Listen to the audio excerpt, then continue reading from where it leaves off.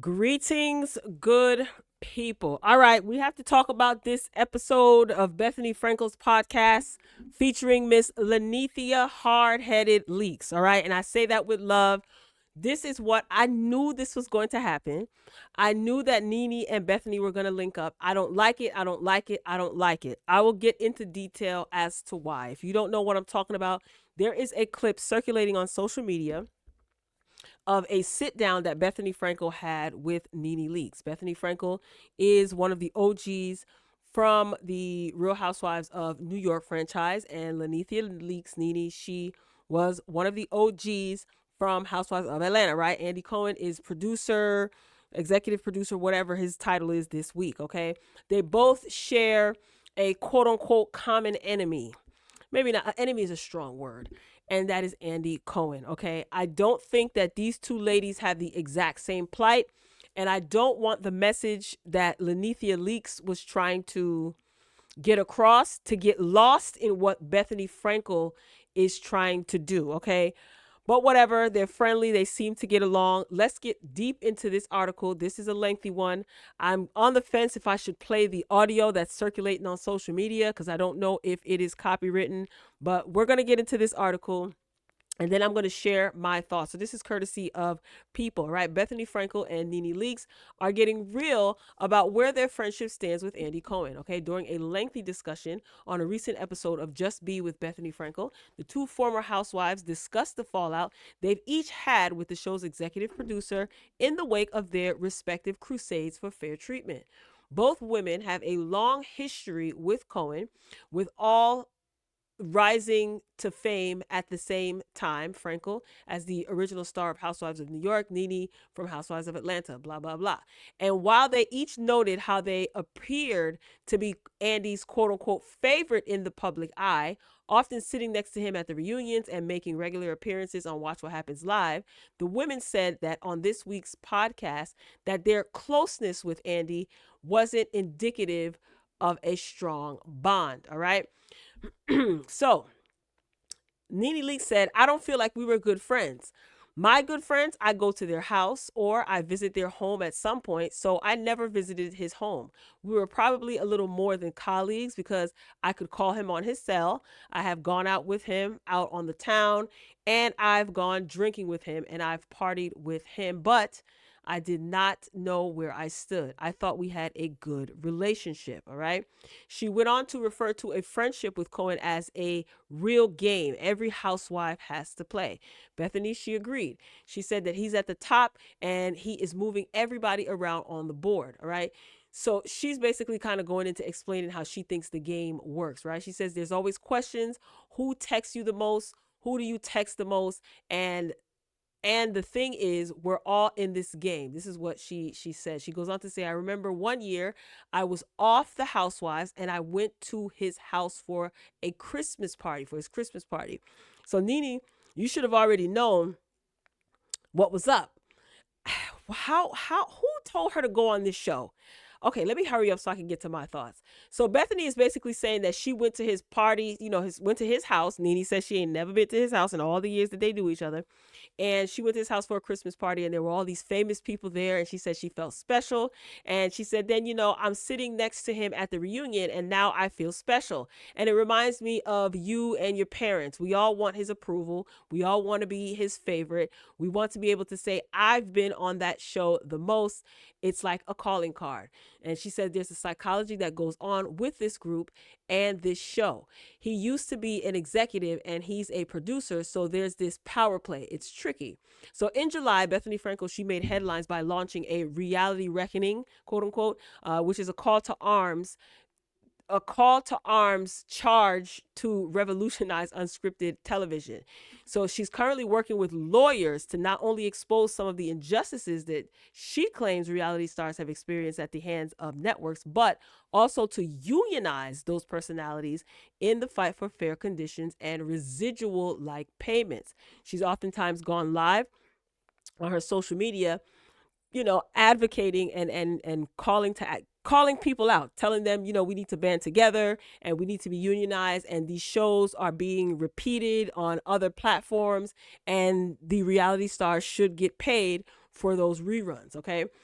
Now, her campaign, which has been supported by SAG and AFTRA, okay, has seemingly made an impact. Earlier this month, Deadline obtained an internal memo that said Bravo's parent company, NBC Universal, would be implementing stronger protocols around alcohol consumption and mental health support, as well as updating their anti-discrimination and harassment policies and putting new producers in place to report concerns and violations. When NeNe was complaining, quote unquote, for lack of a better word, no one wanted to do anything. Nothing moved, nothing shook. Very interesting that Bethenny Frankel, although admirable, was able to kind of get all of this in motion. Very, very, very telling and very interesting. All right, let's just skip past that for now. On her podcast Thursday, Frankel said that she felt compelled to speak out when she realized her silence was in place, in part to protect Cohen. She said that I thought that this whole time that Andy and I were kind of really friends because we text back and forth, but we don't really. I've been to his house once for a Christmas party 10 years ago. Every time we were together, we're only talking about housewives. Am I coming on? Am I going off? Is that person getting fired? Is that person coming on? We're not really, what your real friends are like. So who else? Frankel, she continued, she says, so now I'm in this hybrid world where I think we kind of really don't like each other, but we're both playing this game. And yet, when things are happening for me, he's not really congratulating me. And I feel like he has this sort of resentment because I'm supposed to be beneath him because we sort of came up at the same time. So I'm thinking, I don't think he likes me at all. I think we were both playing this game for some time. And one day I just decided not to be afraid and open my effing mouth because the only person I was protecting in that whole realm was him. And he hasn't been protecting me. And that's when NeNe Leakes says hello. And, it's pretty much acknowledging her agreement with Frankel. And she said that, I kind of feel the same way you do. I don't think he ever liked me. That's what NeNe said. So Bethenny also said that her latest appearance of Watch What Happens Live was eye-opening. And she says that we're so used to that environment. And she said that the things housewives say on the show often spark a cycle of endless feuds between the stars that play out in the press when the women are asked questions that are problematic. Y'all know how Andy get down. Andy pretty much sets everything in motion, okay? Listen, Kathy Griffin tried to tell y'all about Andy a long time ago, and y'all called her crazy. Anyway, Frankel, she goes on to claim that Cohen is always protected from these kinds of questions, and we're always effing skinned alive with Tabasco sauce all over us naked. We're out there and we get thrown like pieces of meat to just get ripped apart by that vehicle that we kiss the ass to get on. Ooh, how descriptive of her.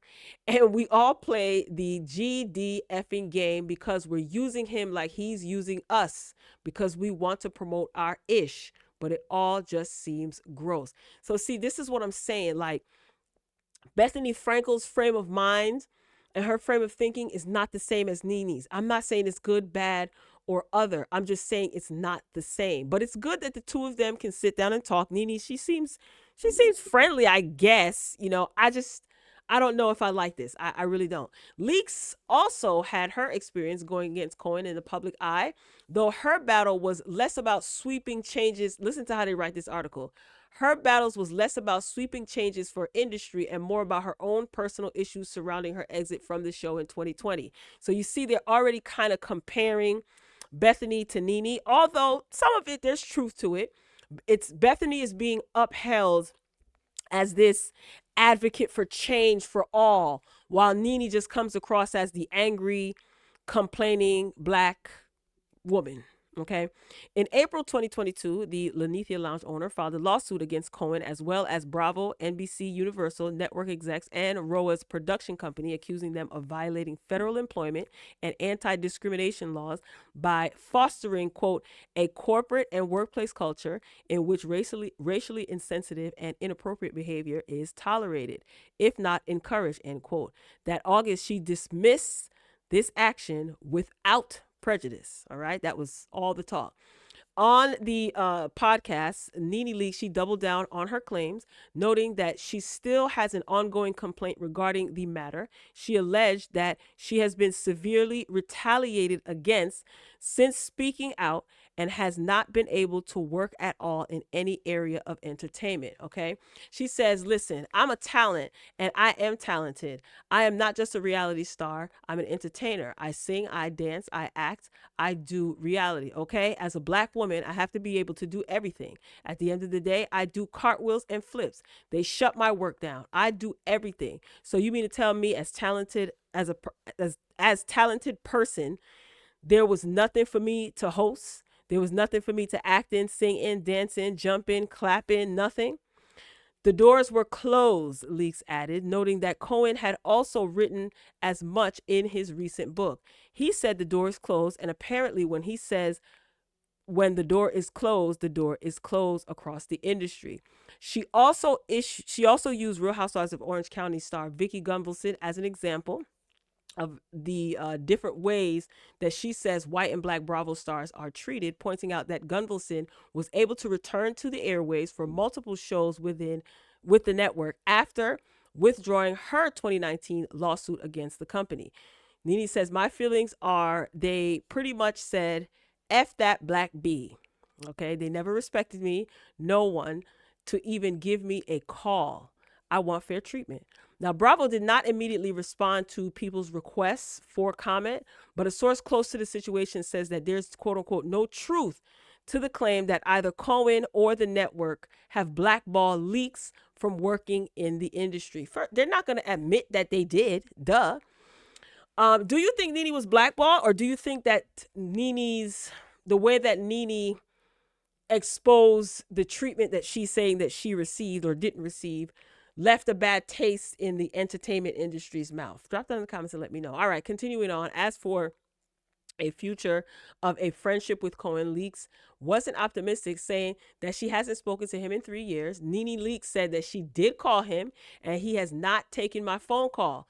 I've tried to find a way for he and I to sit down and talk, but he's never wanted to do that. This is just to clear the air, not for anything else, not to be a housewife, not for anything, just to understand him and for him to understand me pretty much. I actually feel sad for a person who doesn't have a forgiving heart.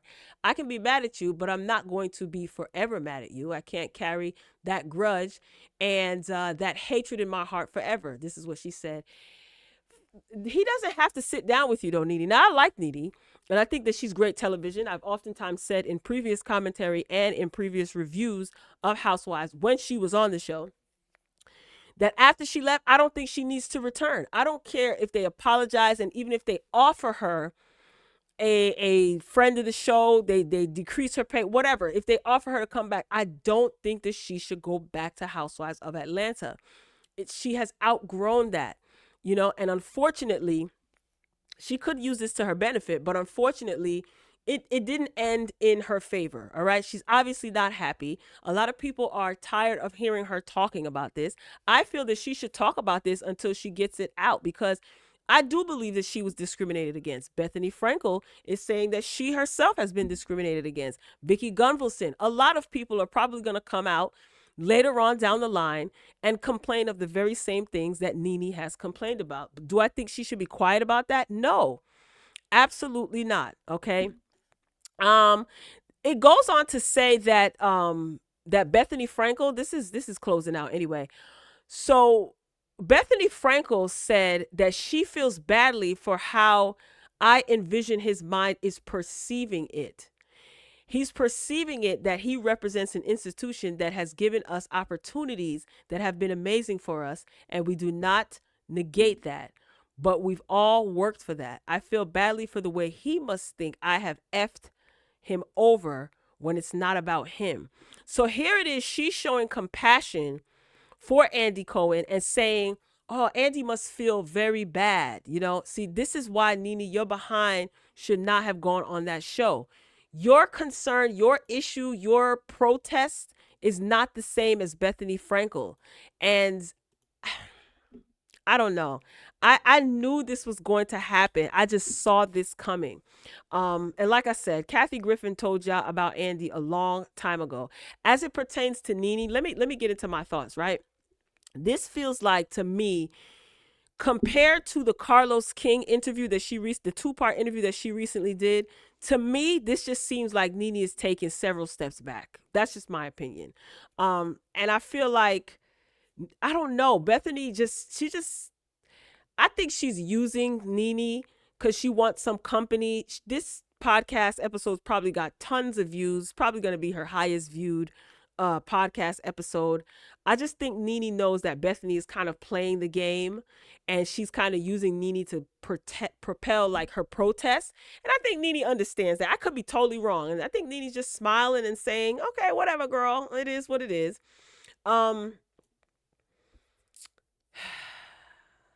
I don't know.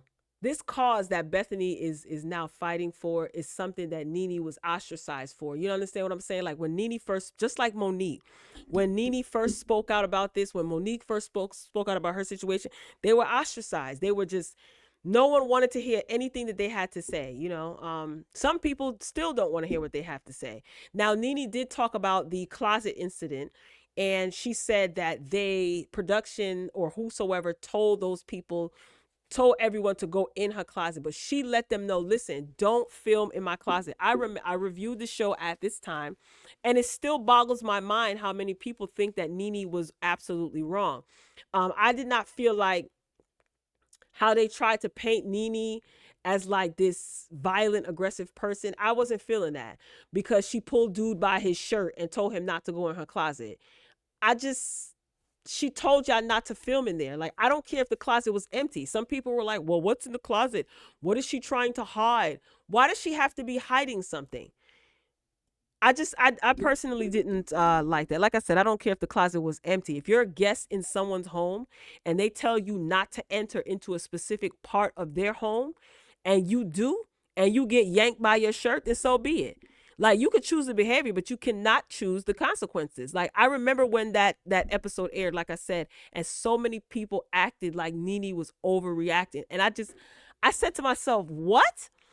How can, if you tell someone not to do something in your home, how can you, you could just do whatever you want and the person's supposed to accept that? Now, I remember when Candy mentioned at the reunion for that season that the cameraman had to go to the ER or something because he was bleeding, his ear was scratched, his arm was scratched, or something like that. And Andy was like, he didn't even know that. He had no idea. Listen, if I was NeNe, what I would do is I would sit back and let everyone fight their own battles, okay? And NeNe has to understand the enemy of your enemy is not your friend. Bethany's outcry will get more sympathy than NeNe's amongst certain people, and no one cares until it happens to them. Whether you like NeNe or not, she has made great points. She has made strong points, in my opinion, okay? And I just feel like if Andy was Antoine, if you know what I'm saying, y'all would be ready to simmer, saute his behind. I just don't understand why Andy is not getting a lot of flack. Why NBC Universal is not getting a lot of flack. I don't get it. It's like, oh, these women are just complaining. So, like I said, y'all call Monique crazy until some of y'all realize that networks were making money off of y'all and paying y'all peanuts. Hence the writer's strike. But if you got an opportunity to, I decided not to play the clip. It's circulating all over social media. I'm pretty sure you clicked on the video because you saw the clip, or you watched it's on Spotify. You can watch it on Spotify. You watch the episode in its entirety. I mean, I don't want to go through every single thing that they talked about, but I just feel like, NeNe, don't do no more podcasts with any housewives that have issues with Andy, okay? Bethany Frankel is going to watch. If there are changes as it pertains to how housewives are paid going forward, that people are probably not going to be grandfathered in, but going forward, they are going to put Bethany up on a pedestal and say Bethany was the one that spearheaded this campaign, not saying that she didn't do any work. And NeNe is just going to be looked at as the one that complained. NeNe should have did this. NeNe pissed everybody off. NeNe is handling this wrong.